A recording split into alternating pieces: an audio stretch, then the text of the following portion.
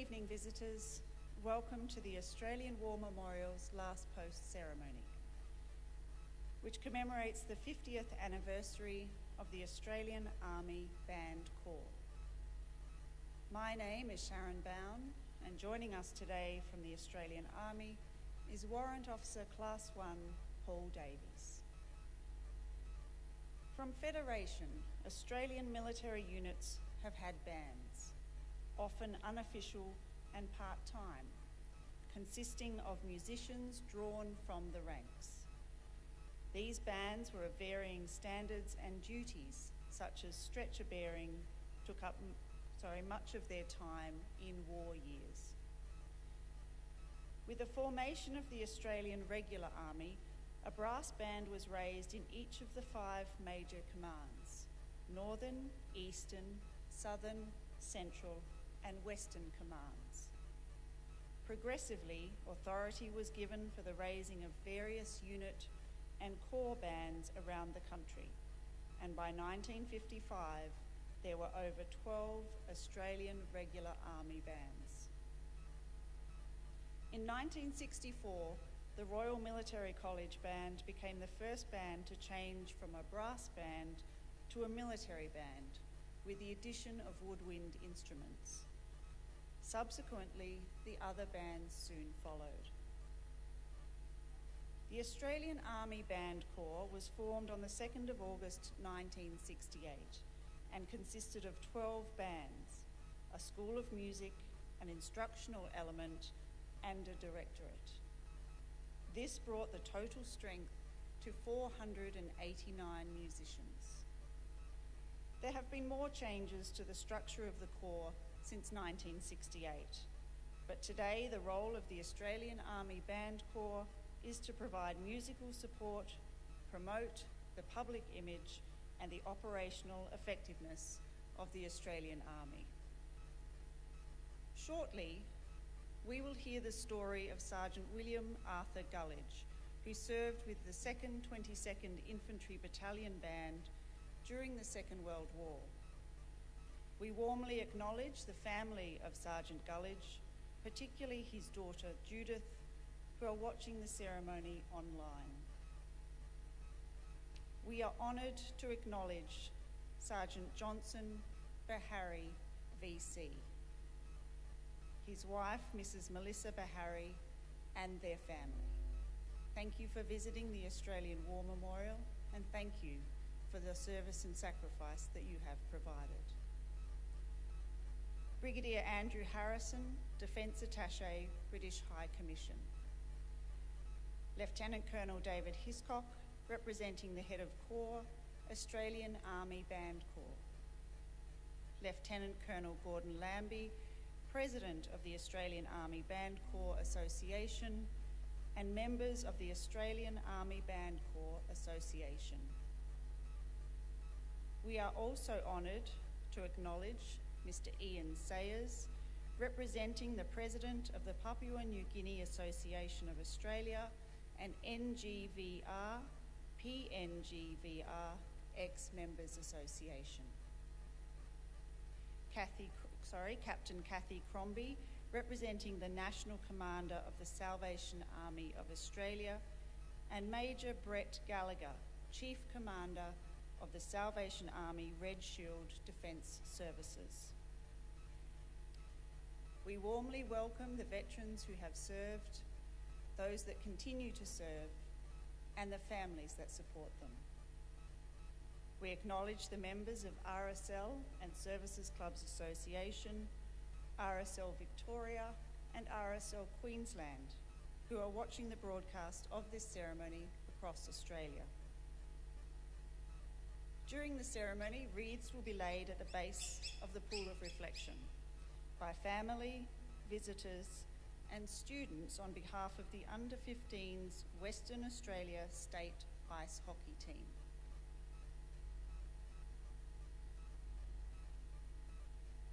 Australia's Federation Guard is the tri-service ceremonial unit of the Australian Defence Force. They provide a ceremonial presence at civil and military events and during visits to Australia by foreign dignitaries. The Guard will now dismount the catapult party from the tomb of the unknown Australian soldier.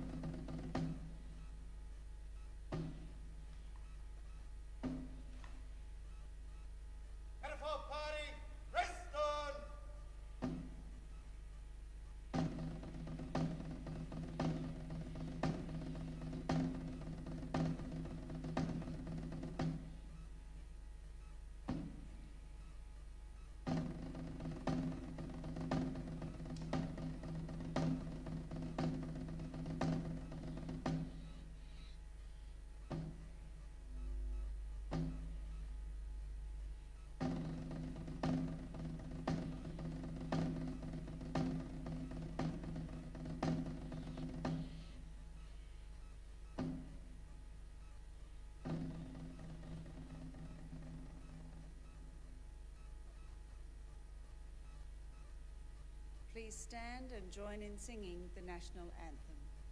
And for party attention! And for party present! Arms!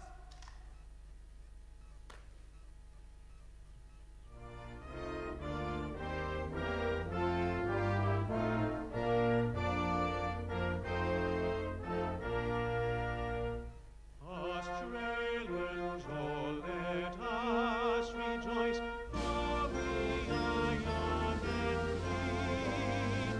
We've golden soil and wealth for toil, our home is earth by sea.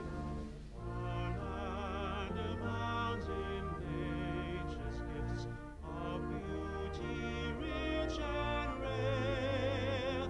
In history's page let every state advance Australia fair. In joyful strains then let us sing, and rise Australia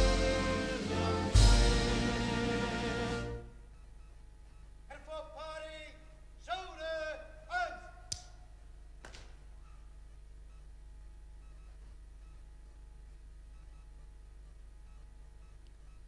Those who are able to be seated, please be seated.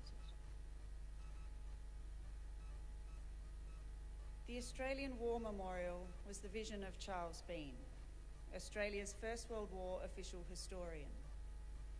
Bean landed with the Australian troops on Gallipoli and stayed with them at the front through to the end of the war. The idea of this national memorial and museum came to him at Pozières, France, in the depths of the bloody fighting of 1916. Bean's idea was that this would be a place where families and friends could mourn loved ones buried in faraway places. It would also be a place that could help all Australians understand what these men and women had endured and what they had done for us. Bean's vision, to which we remain true, is best expressed as inscribed in the entrance to the memorial's galleries. Here is their spirit, in the heart of the land they loved, and here we guard the record which they themselves made. Tonight we will read the story behind just one of those on the Roll of Honour, which lists the names of more than 102,000 men and women who have given their lives for us in war and on operations for more than a century. But first we present a lament, Flowers of the Forest. Wreaths and floral tributes will now be laid at the base of the pool of reflection.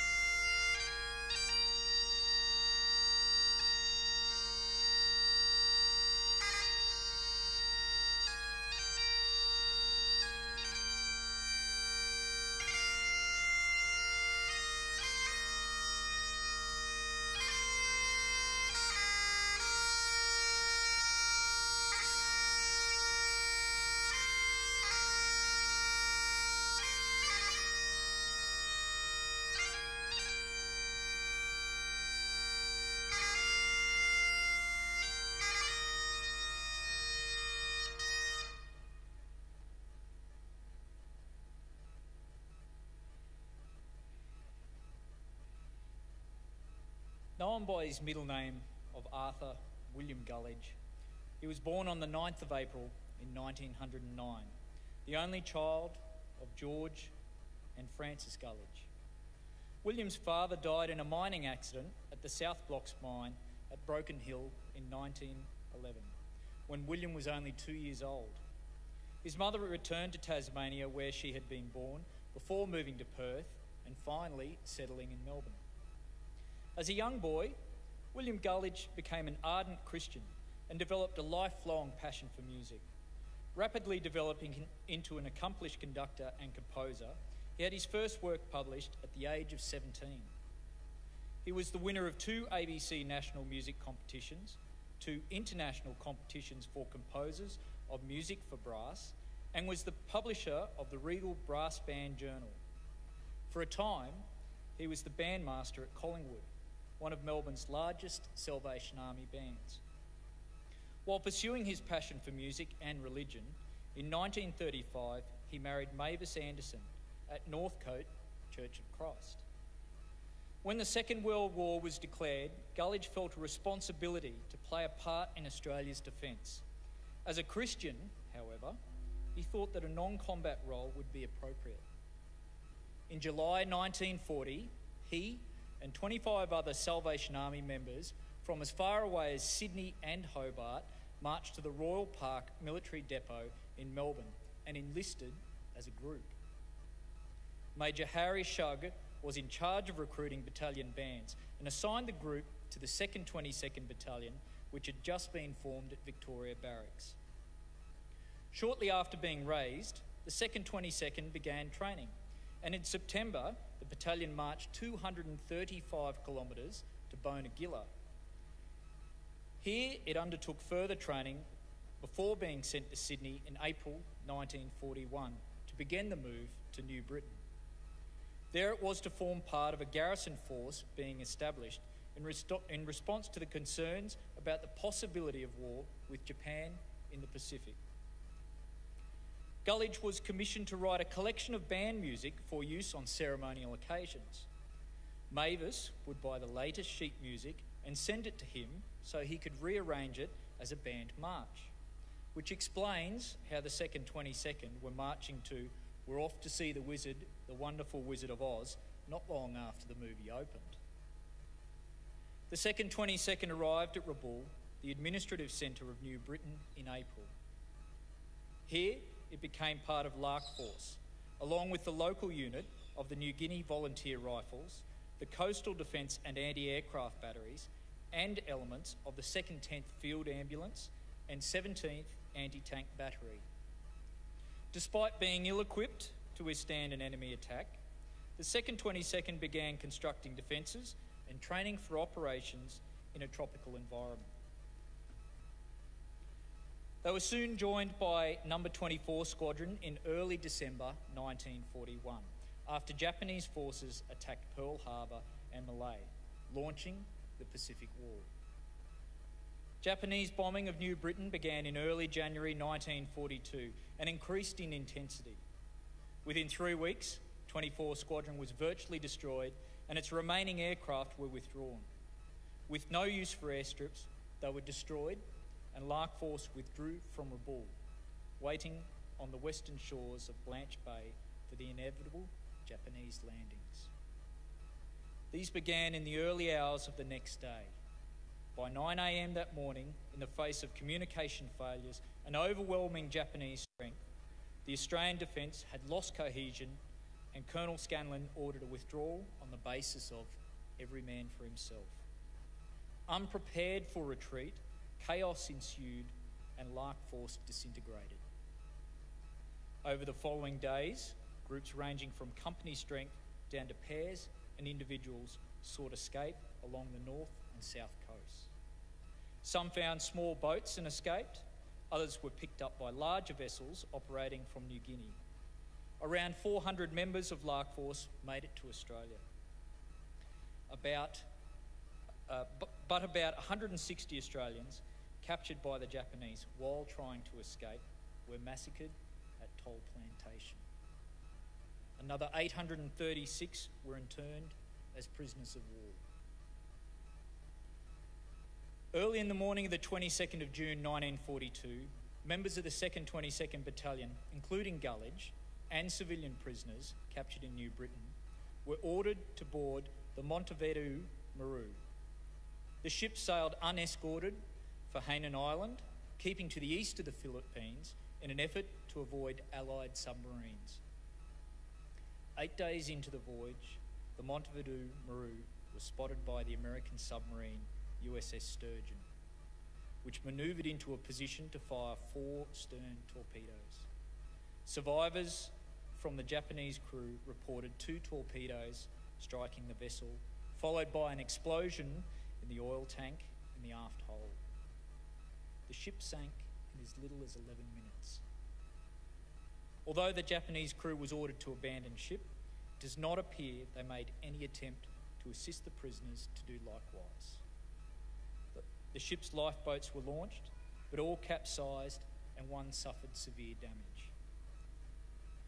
While the exact number and identity of more than 1,000 men aboard the Montevideo Maru has never been confirmed, an estimated 845 military personnel and up to 208 civilians lost their lives in the tragedy.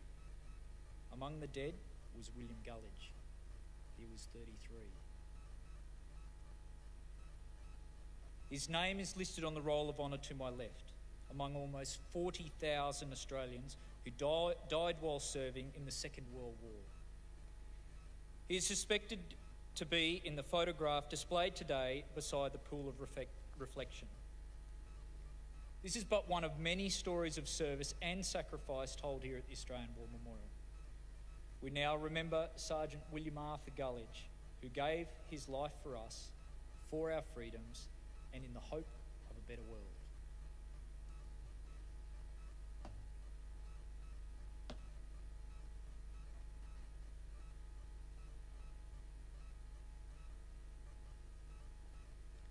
Please stand for the reading of the Ode and the sounding of the last post. They shall grow not old, as we that are left grow old. Age shall not weary them, nor the years condemn. At the going down of the sun and in the morning, we will remember them. We will remember them. Catapult party, present! Arms!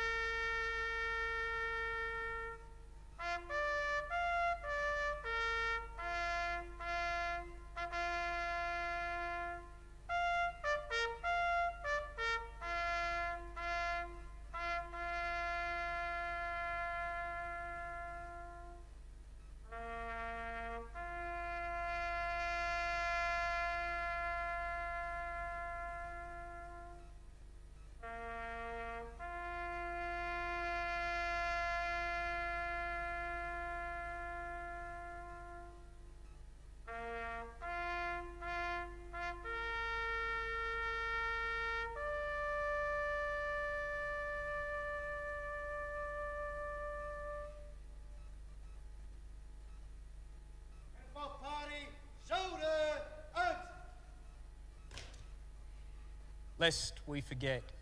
Lest we forget.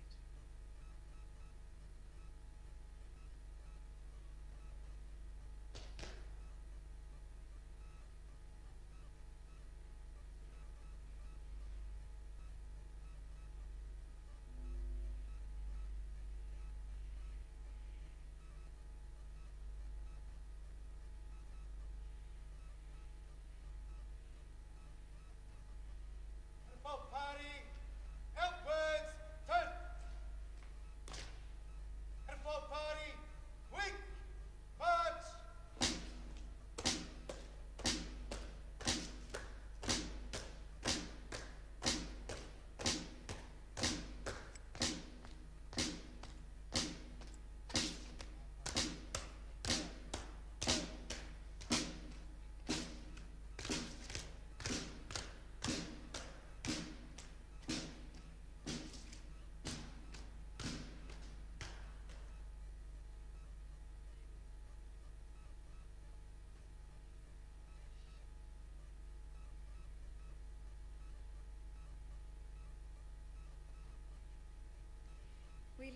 this evening with the words of the memorial's founder, Charles Bean.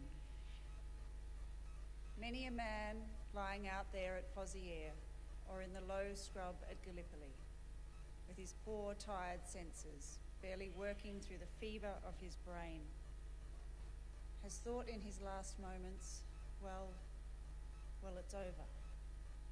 But in Australia, they will be proud of this. Ladies and gentlemen, girls and boys, that concludes this evening's last post ceremony. We thank you all for visiting the Australian War Memorial, and we wish you all a very good evening. Thank you.